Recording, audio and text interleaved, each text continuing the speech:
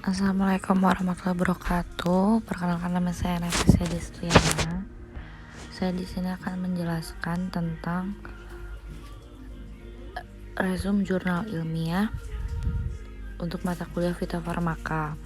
Pertama, judul yang akan saya sampaikan tentang aktivitas farmakologi dari daun sembung atau Blumea balsamifera LDC.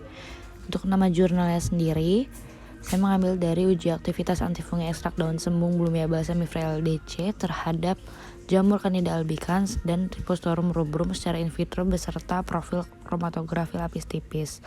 Untuk jurnalnya di tahun 2003, penulisnya Fetri Nur Hadidah, di mana tujuan penelitiannya ini bertujuan untuk mengetahui aktivitas ekstrak dari daun sembung terhadap pertumbuhan jamur Candida albicans dan Trichostorum rubrum. Yang kedua, untuk mengetahui fraksi aktif pada daun sembung. Yang ketiga, untuk melihat profil kromatografi lapis tipis dari masing-masing ekstrak daun sembung. Untuk nama tanaman sendiri yang digunakan yaitu daun sembung, nama ilmiahnya Blumea balsamifera LDC, dan nama daerah tanaman tersebut. Daun sembung itu di Sumatera, Melayu dan Jawa. Sedangkan sebutan sembung utan itu dari Sunda dan kemandian dari Madura.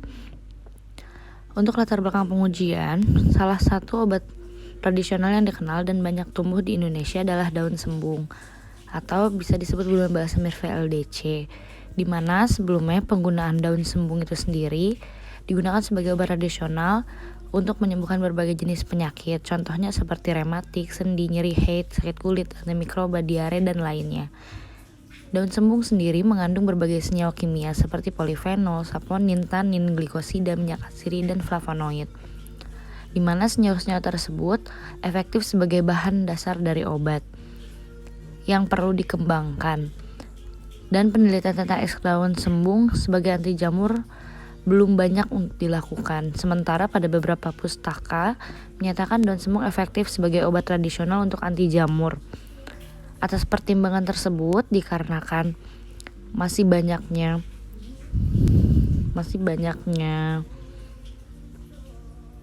penelitian yang belum dilakukan terhadap ekstrak daun sembung sebagai bahan dasar obat maupun sebagai anti jamur, maka atas dasar tersebut dilakukan penelitian mengenai uji aktivitas anti jamur dari ekstrak daun sembung terhadap pertumbuhan Candida albicans dan Trichostorum rubrum.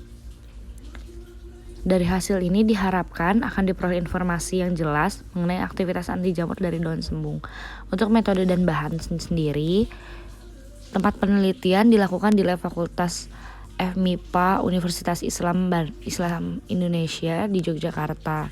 Bahan penelitian sendiri yaitu Blumea balsamifera itu berasal dari kebun BPTO Tawamangu, Solo. Sedangkan pengambilan sampel jamur diperoleh dari Laboratorium Mikrobiologi FKU UGM. Selama penelitian, tahap-tahap yang dilakukan sebagai berikut: pengambilan sampel daun dan jamur, determinasi, pembuatan serbuk, screening fitokimia seperti kadar air, kadar abu, kadar larut etanol, kadar larut air, dan lainnya. Kemudian penyairan serbuk dengan metode maserasi, pembuatan ekstrak menggunakan evaporator, uji mikrobiologi yang meliputi sterilisasi, pembuatan media, pembuatan stok jamur, suspensi jamur, dan dilakukan uji aktivitas jamur menggunakan metode difusi agar atau sumuran, yang dimana kita akan mengamati dan mencatat jari-jari hambatan dari berbagai konsentrasi, dan diuji dengan analisis statik ANOVA 2 arah. Apabila terdapat perbedaan signifikan, dilanjutkan dengan uji Duncan.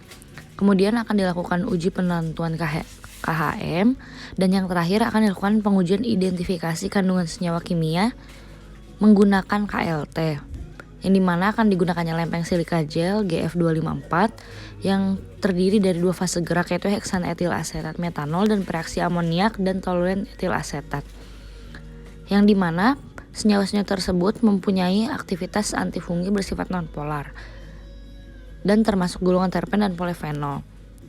KLT terlihat dari bercak yang akan kita dapat yang direaksikan dengan reaksi yang akan dihitung harga RF-nya. di mana dari ketiga ekstrak yang mempunyai harga RF sama kemungkinan memiliki aktivitas sebagai anti jamur. Untuk hasil pengujiannya sendiri, aktivitas penghambatan pertumbuhan terhadap jamur Terubrum oleh ketiga ekstrak daun sembung menunjukkan bahwa senyawa aktif yang terkandung di dalamnya dapat digunakan sebagai anti jamur dan diperkirakan memiliki efektivitas untuk menghambat pertumbuhan Terubrum. Sementara pada pertumbuhan C. albicans tidak terhambat oleh ketiga ekstrak daun sembung. Didapatkan nilai KHM ekstrak daun sembung terhadap Terubrum dan pada ekstrak PE bernilai 0,16%, ekstrak kloroform 0,3%, 31%, dan ekstrak etanol sendiri 0,63%. Dan golongan senyawa yang dideteksi dengan KLT pada ekstrak PE, kloroform dan etanol termasuk golongan terpen dan polifenol. Di mana karena ada senyawa tersebut dan terdapat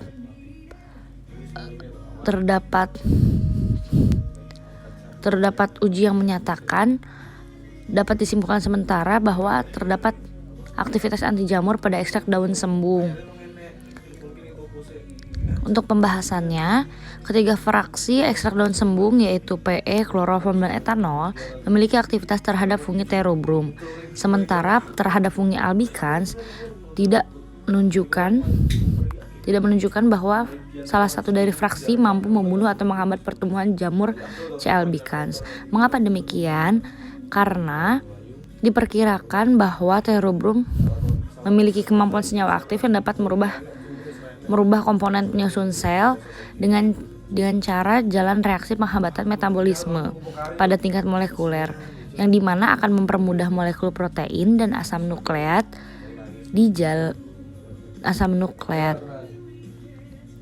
yang dimana berpengaruh terhadap rusaknya sel. Sedangkan pada Candida albicans tidak terhambat oleh ketiga ekstrak daun sembung dikarenakan perbedaan komposisi senyawa pembungkus sel antara Terubrum dengan Candida albicans. Selain itu, Candida albicans menggunakan senyawa-senyawa aktif yang terkandung dalam ekstrak daun sembung sebagai substrat pertumbuhannya. Dan kemungkinan pula jamur ini dapat menghasilkan enzim-enzim yang dapat mendegradasi senyawa-senyawa aktifnya.